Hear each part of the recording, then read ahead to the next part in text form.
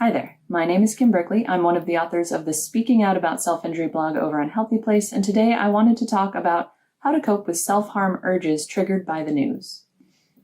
Now, in the past few years, there's been a lot of bad news. There have been a lot of difficult things going on even recently that if you're anything like me, you might have had some trouble dealing with. They might have stirred up some old emotions or maybe not so old emotions.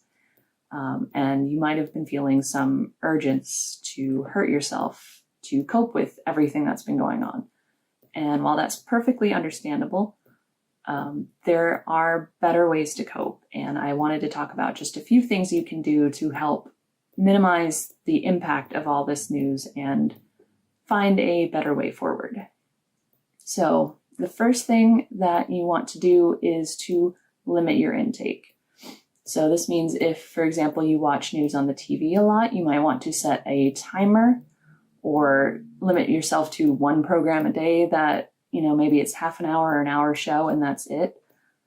If you are more prone to doom scrolling on your phone, maybe find an app that can help limit that time. There's a lot of productivity apps that are really good about either letting you know when you've hit a certain limit, or some of them I think even can shut a program down for you after a certain amount of time to force you to stop and at least take a break. If at all possible, you might even want to try and take a break completely. Maybe stay off of social media for a few weeks, maybe turn off the TV. If you're worried about missing something, you can always reach out to a friend or family member who is willing to keep up to date with you and let them know that if anything comes up that you actually need to urgently know, that they can let you know. But otherwise, everything else, for the most part, can usually wait, whether it's a week or 2 weeks or a month, whatever you feel like you need in order to get your feet back under you, get some balance back into your life. The next thing you want to do is balance. You want to find some counterbalances for all of that negative news coming in.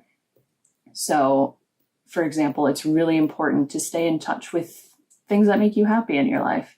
Whether this is a hobby that you really enjoy or media that you really love, maybe you're into video games or movies or music, whatever it is, look for things that make you feel better after you engage with them, things that make you feel hopeful and make you feel productive or just happy.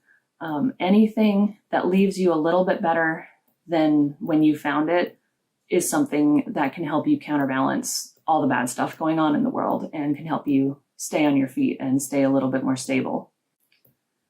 And last but not least, probably the most important thing on this list is to plan ahead. There will unfortunately always be bad news, and sometimes the only thing you can do is just know that that's going to happen and to have a plan in place for coping with it when it does, and especially coping with really bad news that you may find triggering.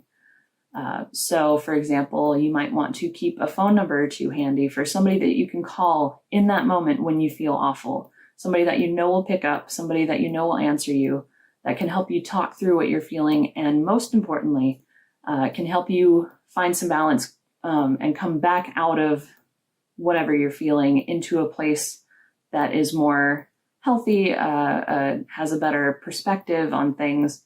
Not necessarily positive. Some situations just are bad, but somebody who can help you get back into a place of hope and feeling like you can get through this.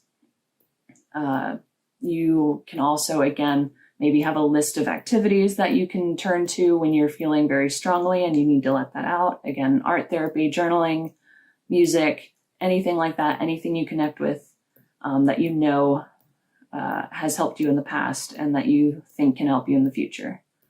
But more than anything, I think it's really just important to reach out to people and to talk about it. And if at all possible, if you're really feeling stressed by everything that's been going on or things that will happen in the future, talk to a therapist. Try to talk to a mental health professional of some kind.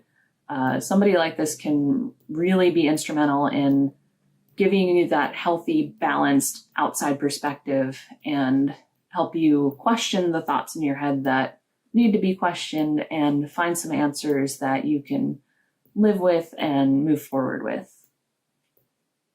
So yeah, I hope you found this video helpful. If you have any questions, comments, or concerns, please leave a comment on the blog and I will get back to you as soon as I can. Otherwise, I will see you in the next video. Take care.